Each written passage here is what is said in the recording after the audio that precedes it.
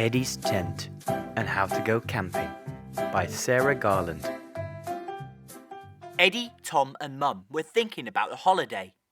This place looks nice, Said Eddie. said Tom. We could go camping. Said Mum. Yes! Shouted Lily and Tilly from their secret den. They began to pack for the camping holiday. Eddie packed his torch and recorder and toothbrush and pyjamas in his rucksack. In his pockets, he put a notebook and pens, a compass, a whistle, some pieces of string, and his little book of knots. Lily and Tilly packed too much. Start again, said Mum. At last, Tom began to load the car. What about Pushkin? Asked Eddie. He can stay at Angie's down the road. Said Tom. Cats don't like camping. It was a long way to the campsite. When are we there? Said Lily. Are we there yet? Said Tilly. I'm not sure. Said Tom. They stopped for a picnic supper. Not far now, Said Mum. I think. It was getting dark. Here we are. Said Tom. Eddie helped Tom put up the tent. Hot chocolate for everybody. Said Mum. But Lily and Tilly were nearly asleep already. Eddie listened to the owls hooting and to the little creatures scuffling in the grass outside. He pretended he was a boy living in the Stone Age, a bold and fearless boy, safe in his cave. Eddie woke up and looked out of the tent at the sun rising over the sea. Mum, Lily, Tom and Tilly were still fast asleep. Eddie got dressed very quietly.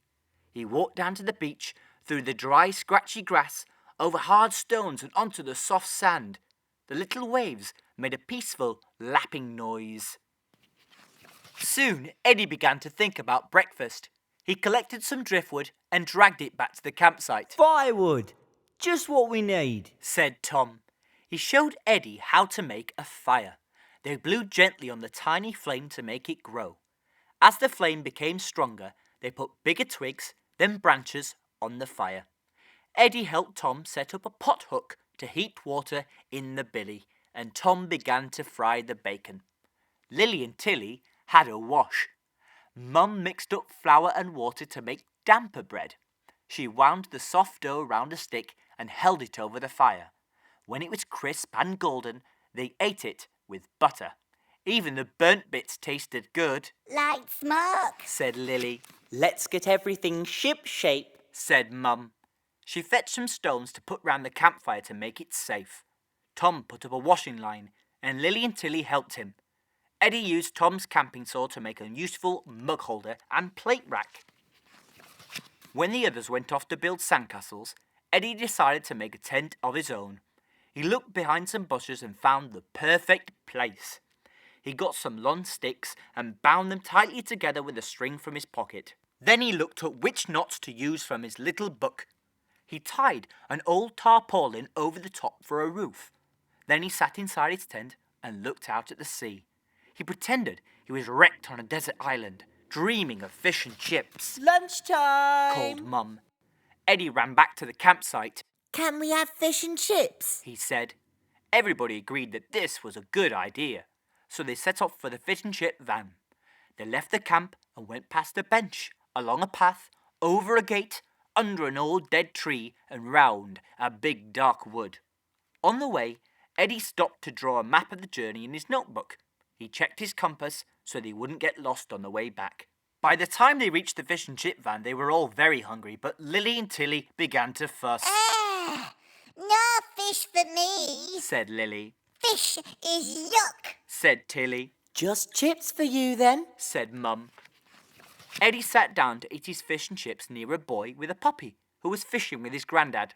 Have a go if you like. Said the boy. Thanks. Said Eddie. Have some chips. Soon they were friends. The boy's name was Max and his puppy was called Bouncer. While Max looked at Eddie's little book of knots, Eddie had a go at fishing. It wasn't long before something jerked hard on his fishing line.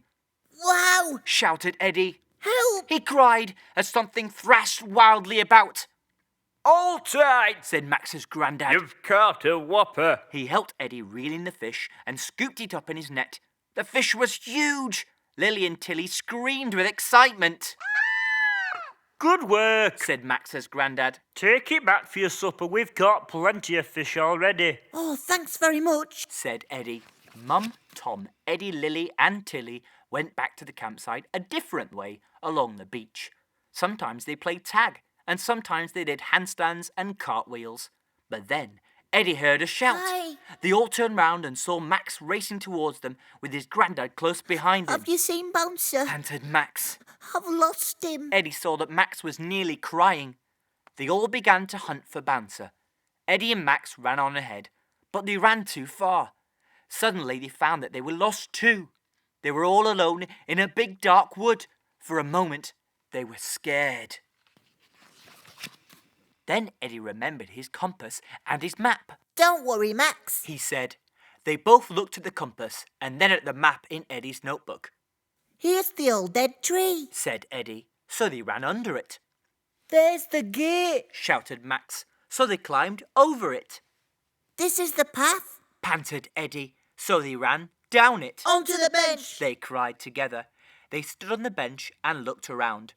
There was the beach, so they weren't lost anymore, but still there was no Bouncer to be seen. Now Eddie remembered his whistle. He blew it loud and long. There was a reply. They could hear it on the wind. The boys ran towards the sound. Eddie kept whistling, and the yaps kept yapping, and the yaps were coming from Eddie's tent. There, inside the tent, was Bouncer, shivering and scared, sheltering from the wind. And when Bouncer saw Max, he jumped straight into his arms. Eddie took a piece of string from his pocket and tied it to Bouncer's collar with a reef knot. Just then, a search party arrived. Eddie! Shouted Lily. Bouncer! Shouted Tilly. Hey, Max. Shouted Max's granddad. Great tent, Eddie. Said Tom and Mum. They were all very glad to be together again. Let's have a celebration supper. Said Mum. There's enough fish for everybody. Eddie and Max scrubbed potatoes to be cooked in the ashes. They sharpened twigs to skewer sausages and onions for roasting. Tom prepared his special baked chocolate bananas for pudding. Max's granddad prepared the big fish, and Mum grilled it over the fire. Lily and Tilly decided to make a secret tent of their own. It was rather small. The fire crackled and blazed. Sparks flew up like stars into the starry sky. Lily and Tilly thought they might try a very small piece of fish. Then they had some more. And then they had even more. Bouncer had several sausages. Max's granddad had 2 whole chocolate bananas. It was a feast. After supper, Tom played his guitar and Eddie played his recorder and Max banged a drum made from a tin and they all sang songs. After that, Eddie and Max lay in the grass looking at the moon. Let's meet up at your tent tomorrow. Said Max. Great. Said Eddie. Suddenly, Lily and Tilly were wide awake. Me too. Said Lily. And me. Said Tilly. The end. Narrated by Daniel Hardwick.